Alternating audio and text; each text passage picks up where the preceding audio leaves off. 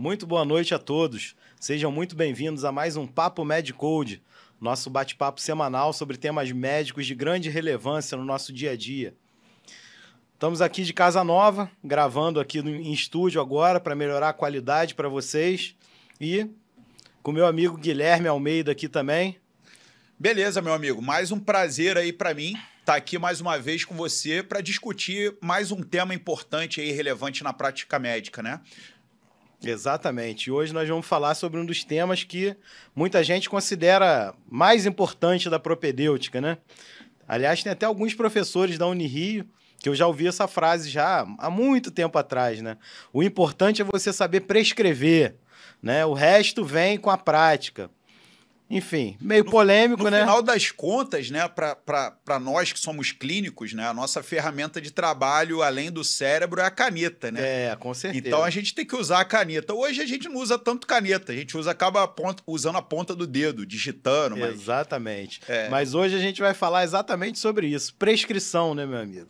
Vamos ver, vamos falar um pouquinho sobre canetas e digitações aí, porque tem formas diferentes, né, da gente fazer essa prescrição, né? Exatamente. Óbvio. Bom, até para a gente poder começar esse nosso bate-papo, né? Vamos tentar passar para os nossos amigos. Muitos são médicos já veteranos, mas outros são alunos. A gente é super aberto aí a todo mundo que pratica e ama a medicina, né? Para que serve uma prescrição, né? A gente tem diferentes tipos de prescrição. Tem a prescrição de consultório, tem a prescrição da medicina interna, que é enfermaria, CTI, emergência também, por que não, né? São as grandes modalidades aí que a gente tem de prescrição. Então, para que serve uma prescrição? Por exemplo, na medicina interna, e aí depois eu falo sobre ambulatórios. Para que serve uma prescrição? Como que ela é feita exatamente? Qual é o ritual da prescrição? Assim, a gente, na medicina interna, a gente tem, assim, vamos falar especificamente sobre a prescrição médica, né, na verdade, que é o nosso foco maior, né?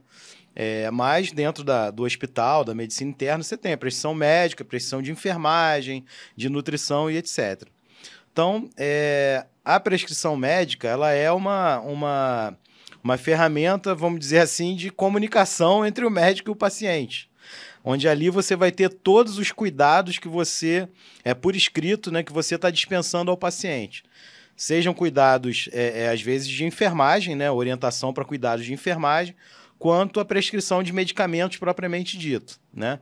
Então, numa prescrição médica, você tem, por exemplo, né, em geral, a gente deve falar isso ponto a ponto, né, mas você fala da dieta do paciente, de como que você quer que ele fique no leito, por exemplo, em terapia intensiva, isso é importantíssimo, né? Em terapia intensiva, ideal, na maioria absoluta dos casos, é você deixar o paciente com uma cabeceira um pouco mais elevada, para evitar ali o risco de broncoaspiração. Então, a gente deixa ali entre 30 e 45 graus, né? Enfim, a monitorização do paciente, que tipo de monitorização que você quer. É uma receita. É uma receita, mas uma receita. Mas, assim, ele vai fazer ao longo de 24 horas, porque isso. A gente tem que fazer ela diariamente. Terapia intensiva, sim, Terapia intensiva no hospital, sim, né? Mas você não só... uma receita só de medicamentos, mas também de atitudes, né? Então, aquele paciente, por exemplo, que está com a trombose venosa profunda, ele não pode levantar do leito, né? Então, é repouso absoluto no leito. Isso tem que estar bem orientado ali, né? Determinados pacientes que, por exemplo, pós-operatórios, né? Determinadas cirurgias ortopédicas, por exemplo. Você tem que ter cuidado, por exemplo, com a posição da perna do paciente. Faz uma artroplastia de quadril, por exemplo, né? Então, é um paciente que ele não pode, por exemplo, cruzar as pernas, né? Quando ele cruza as pernas ali, fatalmente você vai ter um deslocamento da prótese. Então, você pode luxar aquela prótese precocemente. Então, assim, até para a gente poder ilustrar melhor, né? Geralmente, né, o item 1 da prescrição é dieta. Que a gente vai acabar tendo um papo MedCode que a gente vai falar sobre essa questão da terapia nutricional no paciente internado, do ponto de vista médico. O segundo item, geralmente, é hidratação, que a gente também vai acabar tendo no nosso papo MedCode, que nós vamos falar sobre hidratação, como ela é prescrita e etc. Após dieta e hidratação, Também, muitas vezes a gente fala sobre as profilaxias, quer dizer, tem paciente que está num pós-operatório de cirurgia ortopédica, como você falou, um paciente que está acamado, tem risco aí de uma trombose venosa profunda, vai fazer, por exemplo, uma profilaxia com anticoagulante, profilaxias antibióticas, por exemplo, para pacientes imunossuprimidos graves e outras profilaxias, né? A gente depois coloca as medicações específicas da internação. O antibiótico que você vai fazer para tratar uma pneumonia comunitária, né? O que você está efetivamente com o paciente internado tratando? Todos esses medicamentos. Os medicamentos de uso rotineiro do paciente, às vezes é um paciente hipertenso, diabético, que seja, que está internado e está usando seus medicamentos de uso rotineiro, eles vão estar constando lá. As terapias SOS, que são muito discutidas, se é válido usar o SOS, ou se é sempre bom chamar um médico, né? E, por último, não menos importante, as instruções da enfermagem. Se ele vai fazer HGT, se ele vai ser virado a cada 2 horas, se vai trocar curativo, como é que vai ser o banho, como se vai andar, não vai andar, como é que vai estar a cabeceira, se vai usar oxigênio suplementar ou não. Então, essa é tecnicamente a sequência, né? E eu queria saber de você o seguinte, cara, prescrição manual, vai escrever lá todo dia, ou prescrição digital? O que você acha? Você acha que a manual vai sumir? Hoje, nos hospitais, principalmente do interior do Brasil, os que eu visitei, ainda continua sendo prescrição manual. Queria saber de você como é que está isso aí, essa realidade da prescrição digital versus manual, e queria que você falasse um pouquinho também sobre a vantagem, por exemplo, dela ser digital. E se você vê algum tipo de evolução tecnológica nessa área futura? Sem dúvida, a prescrição digital, a prescrição está se tornando cada vez mais digital, né? E cada vez menos manual. A gente tem poucos hospitais hoje em que você faz a prescrição à mão, né? Manuscrito, né? E bota o papel carbono atrás, papel carbono, duas, né? Nossa, como fizemos isso, né? Sujava a mão toda, a mão ficava toda suja de papel carbono. E tinha uma pasta só de carbono, né? Que valia ouro aquela pasta, né? É só para quem é raiz. Só para quem é raiz. Então, assim, é óbvio que tudo tem as vantagens e as desvantagens, né? Qual é, para mim, a maior desvantagem da prescrição eletrônica? A síndrome do Ctrl-C, Ctrl-V. Exatamente. Olha, eu vou procurar, tá? Se existe algum registro dessa síndrome. Porque senão eu vou ter que publicar. Vamos criar. E aí eu posso botar o epônimo, né? A gente pode botar o nosso nome. Vocês sabem o que é síndrome do Ctrl-C, Ctrl-V? Pela cara do Áureo, o Áureo sabe. Com certeza. Vejo isso sempre, né? É aquela coisa do sujeito simplesmente copiar a prescrição. Às vezes ele não tem nem o trabalho de copiar, né? Na verdade, o sistema copia, né? E como é que você sabe que ele copiou? Porque você vê lá, você vê uma programação lá de um antibiótico que era para ter acabado há 3 dias atrás e tá lá o antibiótico. Ele tá lá, D5 de D7, D5. Ele tá 5 dias, D5 de D7. Exatamente. E acaba nunca, né? Fora reposições, né? Você vê reposições eternas, né? Não, mas o potássio ontem estava baixo, aí eu repus aqui o potássio, aí você vai ver hoje o potássio do cara tá 5,5 e tá lá a reposição, né? Então, assim, são erros que muitas vezes são cometidos porque a pessoa não tem o cuidado de olhar a prescrição, né? O passo a passo. Quando você escreve, dificilmente isso acontece. Porque você vai escrevendo ali linha por linha. Olhando a anterior e evoluindo a prescrição. Exatamente. Então, essa é a desvantagem. Para mim, é a maior desvantagem da prescrição digital. Você vê alguma margem para inovação? Não, já, com certeza. Isso daí já é uma realidade. Dá um exemplo aí. A inovação, por exemplo, é o sistema não deixar você prescrever um medicamento né, que aquele paciente é alérgico, por exemplo. Né? Porque quando você entra com os dados do paciente ali, os dados de alergia, obrigatoriamente você tem que lançar. Se o paciente não é alérgico a nada, você tem que checar ali, sem alergia. Né? Então, os sistemas mais inteligentes, quando você prescreve uma determinada medicação que está na lista de alérgenos lá do paciente, o sistema não deixa, ou te avisa, pelo menos. A outra coisa é o sistema não te deixar fazer uma dose inadequada de um determinado medicamento. Ou ainda, os mais modernos e mais inteligentes. mostrar, sinalizar para você as interações medicamentosas, que muitas das vezes são proibitivas, né, para determinados quadros.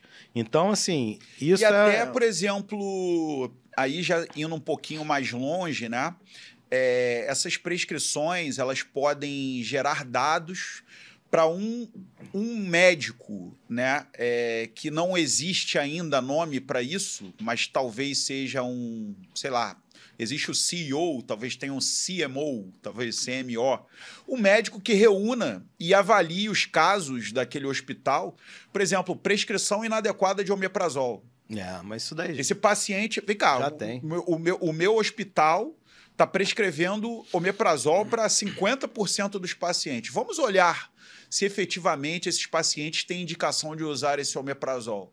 E aí você começa a gerar dados e informações, evoluindo para informações, você começa a ter interferir na prática, ver se os seus profissionais estão tendo boas práticas, né? Em relação a profilaxias para TVP. Também. É um paciente que caberia e não está utilizando, ou está utilizando e não caberia. E você começa a gerar dados eletrônicos, né? Que você tem como avaliar toda essa situação, até a automatização de custos, né, de medicamento, né? Isso. Pela prescrição. Então, assim, é um campo riquíssimo, tá, gente? Eu e o Áureo, que a gente se interessa por desenvolvimento de tecnologia na medicina, a gente tem que estar sempre atento a isso. Eu tenho certeza que vocês são super curiosos em relação a essas coisas que a gente está falando, né? Não só custo, mas até os processos também, né, Gui? A gente tem, por exemplo, lá no Gafre, que é o hospital que a gente trabalha, né, em comum. Quando você prescreve um antibiótico para um paciente, você tem que preencher aquela folha própria, né? CCIH. E vai para CCIH e tal. Então, assim, hoje os sistemas mais inteligentes fazem isso também. Primeiro, não sei se você chegou a pegar essa época, né? Mas teve uma época no Gafre, né, que as coisas eram bem mais difíceis, né? Que nenhum antibiótico era iniciado sem a anuência da CCIH. Sim. Só que a CCIH não está lá o tempo todo. Exatamente. Então, assim, às vezes a gente perdia um tempo, assim, inimaginável para começar o antibiótico. Não dá pra perder tempo. Exatamente. Então, é claro que isso é um processo totalmente errado, né? Que há muito tempo atrás acontecia no Gafre e hoje não é mais assim. Hoje a CCIH, ela é acionada para dar essa anuência rapidamente quando é um medicamento de alto custo, né? Você tem, por exemplo, linezolida, né? Um medicamento caro, daptomicina, medicamento caro. Então a CCH hoje, estamos em outros tempos, né? A CCH é acionada pelo celular, né? O WhatsApp, né? E responde rapidamente. Mas assim, os sistemas mais inteligentes já têm isso, né? Então a resposta é quase que imediata. Você está prescrevendo o medicamento, ele já aciona esse sistema para sinalizar, né, para entrar na estatística da CCIH, para avisar a farmácia, para ver se a farmácia tem isso em estoque. Né? Então, assim, a automatização dos processos também. Claro que, assim, hoje, os prontuários eletrônicos, de uma maneira geral, não são prontuários eletrônicos. Né? Eles foram feitos, né, em sua maioria, por profissionais relacionados ao custo, né, à administração hospitalar. Né? Mas isso vem mudando progressivamente. Os sistemas hoje estão cada vez mais amigáveis para nós, né, que estamos na assistência, nós médicos, profissionais de enfermagem, e estão se tornando mais amigáveis e mais inteligentes nesse sentido. Né? Lá no Gafre a gente tem uma mudança já no nosso AGHU, né? Ainda tenho várias críticas ao sistema, mas eu vou te falar que, assim, comparando hoje o que era há 10, 15 anos atrás, é outra realidade. E eu também gostaria de fazer um elogio ao Conselho Federal de Medicina e ao Conselho Regional de Medicina do Rio de Janeiro pelas prescrições digitais e assinaturas digitais disponibilizadas a todos os médicos e que possibilita, né, você fazer prescrições e enviar o paciente pelo WhatsApp, por exemplo. Primordial na pandemia isso. Trabalhar com manipulação, por exemplo, farmácia de manipulação. Às vezes você gosta de utilizar medicamentos manipulados ou precisa usar algum medicamento manipulado. O paciente não precisa levar a prescrição até a farmácia de manipulação, ele envia. Muito mais pelo fácil. WhatsApp. Né?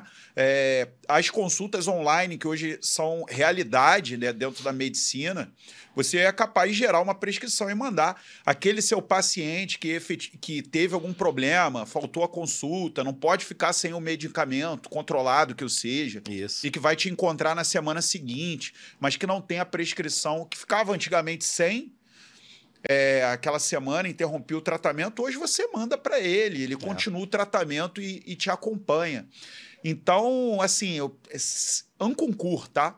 Essa questão da prescrição digital para pacientes ambulatoriais, com QR Code, e isso vale para solicitação de exame, laudo, atestado e etc. E com assinaturas digitais, ou seja, não precisa ser validado só no Rio de Janeiro. Não, Você usa a assinatura digital, ele vale no Brasil inteiro. Cara, formidável. Isso para mim é uma revolução na medicina. Eu acho que isso daí foi um dos grandes... Direto.